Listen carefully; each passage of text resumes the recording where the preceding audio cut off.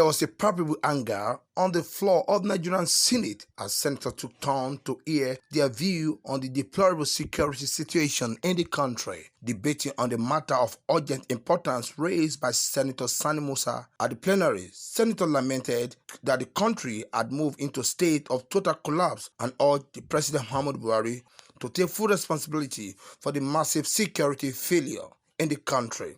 I can authoritatively confirm that the Boko Haram terrorists have mounted their flags in many of the villages they have captured, such as Aure, Alawa, and Magami.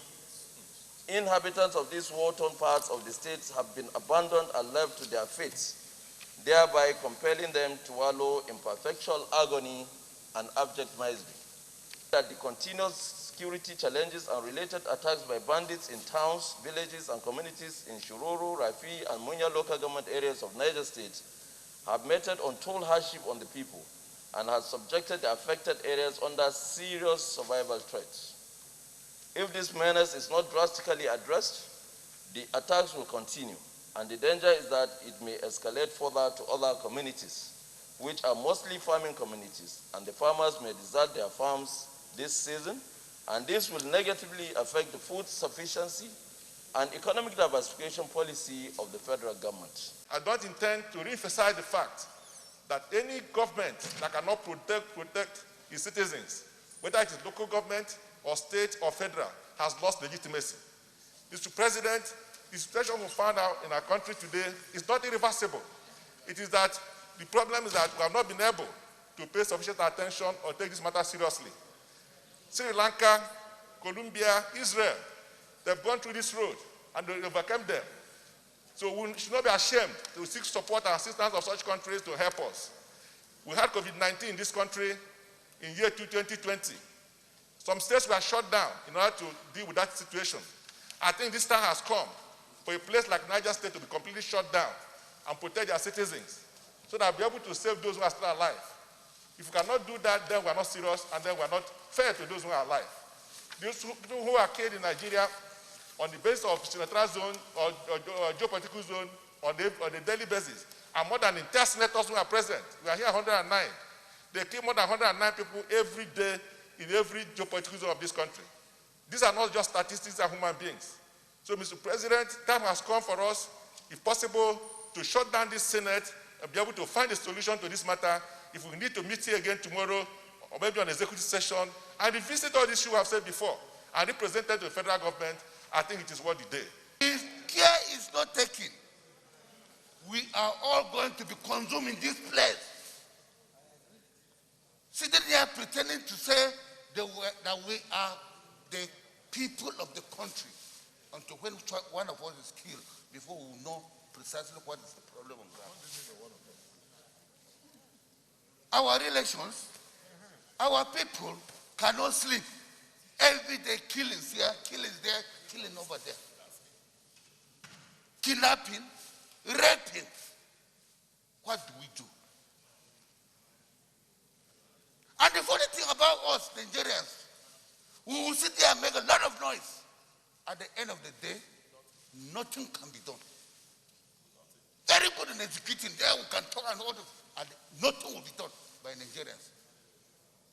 Why must it be so? And when we are trying to take decision, we expose all our plans for the bandits to know what we are planning to do. For God's sake, why should Nigeria be in that form? They come to borrow us to go and fight outside foreign countries. But in our country, we cannot do anything. Should we continue in this way? The Senate President, you are number 3 in this country. If other people cannot function, go and take over, we support you. If you call for impeachment now, they'll be looking for you. Who is that person that called for the impeachment? Whether it is good or not, they wouldn't know what you are saying. Not knowing that you are saying the mind of your people. So time has come. If you don't move forward, we shall not follow. If we move forward, we shall follow and do the right thing as when due. Visibly angry lawmaker further noted that the government has been evasive on the issues that ought to have been given attention. The nation gets bombed. Let us shout and call for falling support. I am a APC man and I've been supporting my party, but the president should get to know that it has gotten to a point that we who are supporters, who are members of the APC, we can no longer keep quiet. The president must rise to the occasion. You will not see the truth and you are afraid to say it because you will die. We must open, Mr. President. The nation is on fire. The president must rise to the occasion. It costs us nothing to get falling support. We must rise to the occasion. We must bring in people to save this country, or else we will be consumed. Every one of us will have a chapter for history. Whenever the history of this period will be written, whatever is our position, we have a chapter. We cannot keep quiet any longer. It has gotten to a point that we cannot sleep with our two eyes closed. We are not free. Our children are not free. The president must rise to the occasion.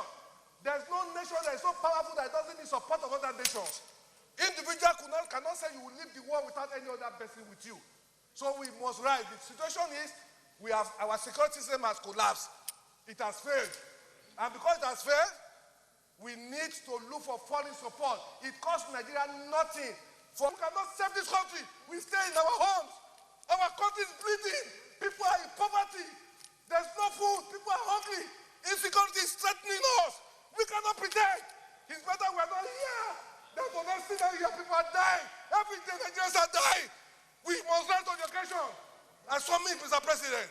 There is nobody in this country today that is not worried about the issue of insecurity. Nobody. I was watching television last week. Somebody said National Assembly, they should lock themselves up and provide solutions to insecurity. Because somebody said, we are the conscience of the people. They don't know any other person. They don't know the villa. They know us. We are the targets. So, Mr. President, please, as a solution, apart from recruitment, mass recruitment into our armed forces and the police that will happen now, we should invite those that can help us to fight this warfare. Invite Americans, invite British, invite everybody that can invite. This is the time. Look, there is no, in fact, there is nobody that can talk of national pride in this circumstance when we don't have a homegrown solution to our problem. What are we doing? The bloodletting is just impossible. But Mr. President, it shows just a few things. One, the lack of political will to handle insecurity. There is no political will. None of us here can say we know the process that this government intends to use to battle insecurity. And in a country that is so ravaged that we're almost inching towards Syria, we must know what government wants to do about insecurity. And this Senate must insist and find out what they're about to do. Mr. President, the second one is the lack of leadership. Because if there was leadership, we have put together a new set of leaders according to the security outfit. Because we said the other ones were not okay. We drove them away. New ones have come. Have we been able to tell them what is expected? And we're deliberate. And we declare insecurity an emergency in this country. Subsequently, the lawmaker called on the security agencies to deploy troops to ungoverned areas in Nigeria. That is when you need the parliament to be alive, not to close. And we should never be deterred. We should never be discouraged with discussions that we hold here, because this is the essence of parliament. But we follow it up. We insist that our resolutions are implemented. Today, there is no level of arm of government that is not concerned about the security situation. Everybody is concerned. What is crucial is for us to bite the bullet. We must appropriate funds, even though that's not the only way out. That's not the only solution. But the military, particularly our security agencies in general, require additional manpower, so much manpower.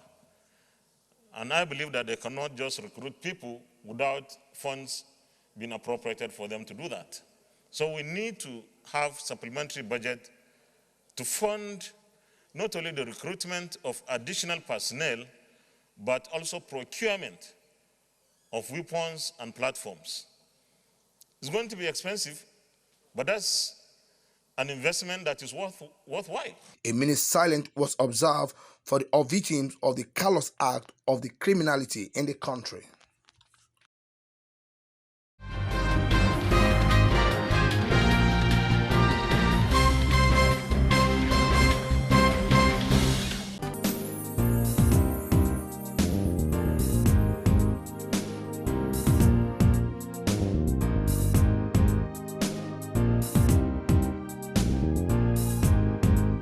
The Nigerian Senate has asked President Muhammadu Buhari to give all sections of the country a sense of belonging in political appointment in line with the federal character principles and merit. The Senate, through its committee chairman on judiciary, human rights and legal matters, Senator Michael Okpebamdele, stated this Monday at the screening session of Justice Salisu Garba Abdullahi as the Chief Judge of the FCT. Senator Michael Bamdele said adhering to the twin constitutional provision will better strengthen Nigeria's unity and collective drive by all sections of the country towards nation building. He cited Section 14 of the Nigerian Constitution to drive home his point.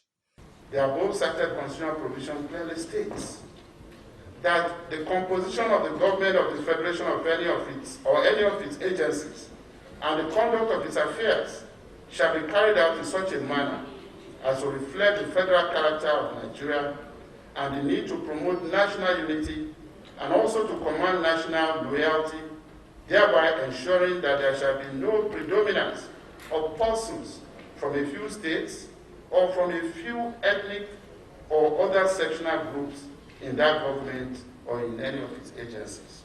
As a committee of the Senate that is in charge of judiciary, human rights and legal matters, we would like to appeal on behalf of the leadership and our distinguished colleagues in Parliament to urge all the stakeholders who participate in the process of executive and judicial appointments in this country, especially individuals and bodies saddled with the responsibility of making recommendations to the President and Commander-in-Chief of our dear country to ensure compliance with both the eligibility criteria as well as the federal character principle established in our Constitution in order to avoid unnecessarily heating up the polity and eroding the unity and strength of our country, and in the process, weakening the foundation of our country as well as the hope of its federating units. Senator Bamdele said autonomy of the state judiciary and legislature is non-negotiable as judicial workers continue the nationwide strike.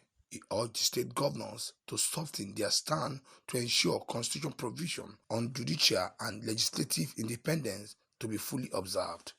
As we said earlier in this committee, the fiscal autonomy of both the judiciary and the legislature at the state level, as it is at the federal level, is non-negotiable. This is by ensuring autonomy for all arms of government in a way that no arm of government can hold the others to ransom. That itself being the legislative intent of sections 81.3 and 121.3 of the Constitution of the Federal Republic of Nigeria. Linked to the desired fiscal autonomy for each of the three arms of government is also the urgent, cogent, and compelling need to ensure fiscal autonomy of each of the tiers, federal, state, and local, of government, specifically as it relates to local government autonomy. In a chat with journalists, Justice Garba said his immediate objective is reform process. My priority is to computerize the place.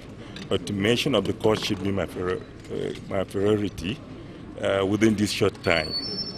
Well, that is the proposition of things, and it is for them to remedy the situation, because the judiciary on itself cannot do anything. We propose the budget, they approve of it. Yes. Justice Salisu Garba Abdullahi replaces the SY Chief Judge of the FCT, Justice Ishak Bello, who retired in January upon attaining mandatory retirement age of 65.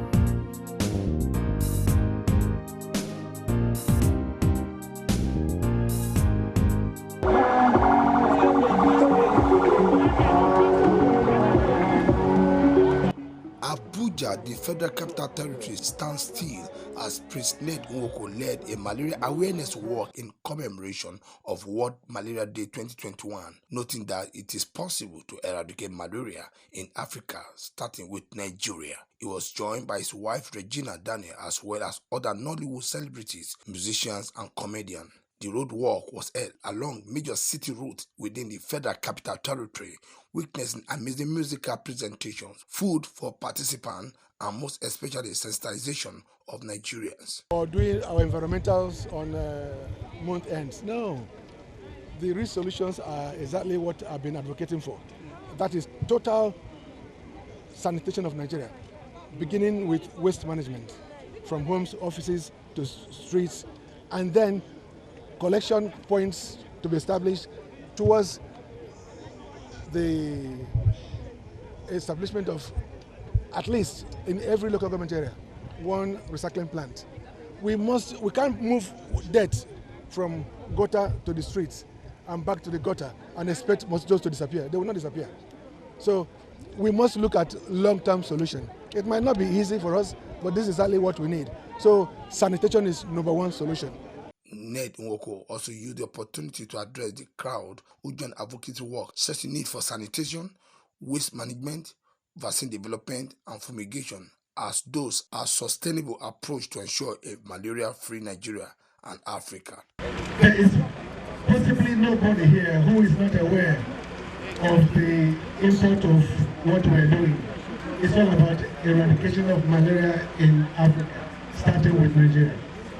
I just over time felt that we have not, as a country, and as a matter of fact, as a continent, never bothered to consider malaria and mosquitoes as our own pandemic, if you like, epidemic. He also stressed the need to create an agency which will be saddled with responsibility of eradicating malaria in Nigeria. Representative of the Nigerian diaspora, Alisa Shiyode, commended the initiative and pledged the association's support. The best thing that we can do is to support, create a healthy environment where we continue to bring up mosquitoes as part of the social agent of malaria. On behalf of the Nigerian and diaspora community, we want to regularly support any project and initiative of this gesture of this nature so that we can absolutely reduce and completely eliminate malaria in this country. In any other way that we try, we pray that we should be able to succeed in doing that.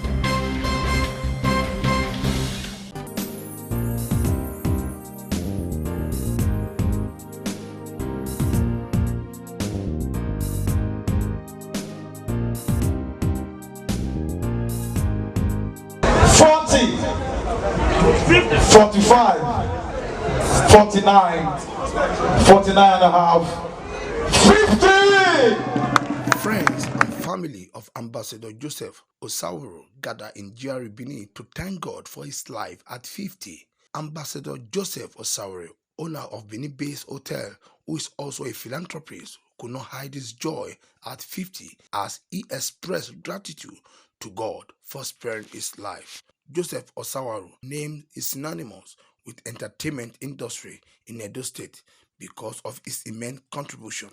In a brief chat with journalists during his 50th birthday celebration, he shared the secret of his youthful look.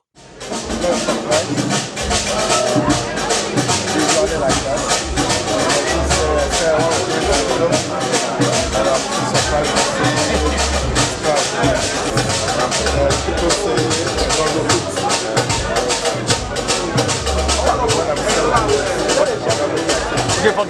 50 yet. What advice will you give to them? Do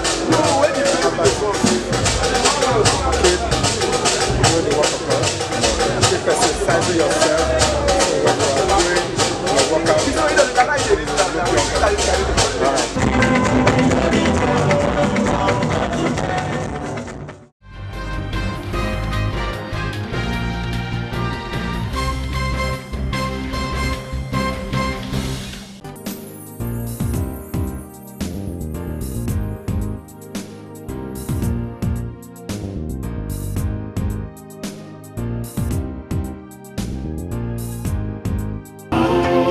Let's eradicate malaria.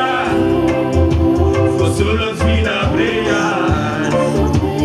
Here comes the Messiah, which is what we need for the sincere.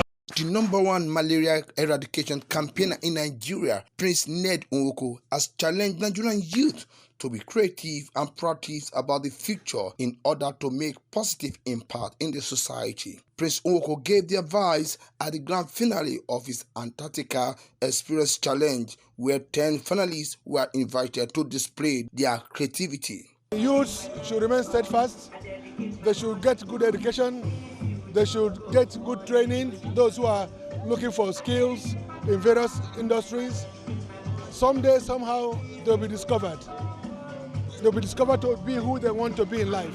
It will be recalled that in January 2020, Prince Ned Nwoko went on a symbolic expedition to the extremely cold Antarctica to create awareness for malaria eradication in Nigeria and Africa. Coordinator of the anti-malaria campaign, Chukwuebuka, underscored the importance of the Talent Hunt program. We're happy to see you here. This is not just for talent show, but we're actually trying to send a message for malaria eradication in Africa.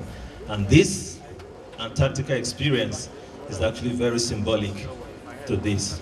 So like Amana said, sometime last year, January to be precise, Prince Ned Nwoko, we call him the Antarctica Explorer, the billionaire star prince of Anyama Kingdom, went to the coldest place on Earth. It's known as the bottom, the lowest part of the Earth. If you look at the globe of the Earth, you see that Antarctica is the lowest part. So you went for a specific purpose to create awareness for malaria eradication. The winner and the runner-up of the competition also bear their mind in the chat with journalists. Okay, at that moment, I was so excited that I might be called, but unfortunately, when I wasn't called, well, I saw it. I had to accept the fate, despite the fact that I knew I put in my best. Everything was accurately up to my expectation, and it was an opportunity to showcase my talent. So I was so passionate about the performance, and when it didn't turn out the way I was expecting, but I just had to accept the fate. But when I discovered that fate, we have it, and I was also able to pave that way for others, not just myself, and I'm more excited for paving that way for the 5 other participants, the contestants. So we are now 5 in numbers who are getting the same amount of money. Well, I don't know my emotions for a while. I cannot articulate it, but I just feel like it's grace. It's grace because there's a part of me that had felt like, okay, I made it to the first 3. I made it to the first 3, and then I know how energetic his performance was, and mine wasn't so energetic. So I was really surprised. I just know that I believe that grace can take you places where your strength might not be able to. So that's how I always operate on grace. I am very grateful. This is like 2 seconds ago, I was a thousandaire, and all of a sudden I'm a millionaire. I mean, I feel so good about it. The Chief Executive Officer of Ben Television, Alisa Shoyode, called for support toward the eradication of the malaria in the country. What our honorable brother, friend is doing is really to support what the government is doing in the country, which is lacking. And for that reason, you have to give him massive credit. But apart from that, he took Nigeria as a nation to the global community by walking and climbing the mountain. With that, walking on that Antarctica is a massive, massive gesture for Nigeria. But talking about the creative industry in the country, we have to give it again to another big credit for him, because the creative industry in the country is what creates the stories, is what presents the situation in the country. What we know as well is that malaria kills hundreds of thousands of people. Nigeria accounts for almost 25% of people who die from malaria in the country. So I think what we need to do is to support what he is doing, and what government needs to do is to make sure that the bill that has been presented in the House quickly get the reading, first reading, second reading, and then become an implementable policy that the Nigerian government and the Nigerian people will benefit from. Prince Ned Nwoko Foundation invited creative talent across Nigeria to interpret his Antarctica expedition experience in different creative ways, such as music, short films, drawing, poetry, and more. Malaria don't kill plenty children. Malaria don't kill pregnant women. Eliminating malaria in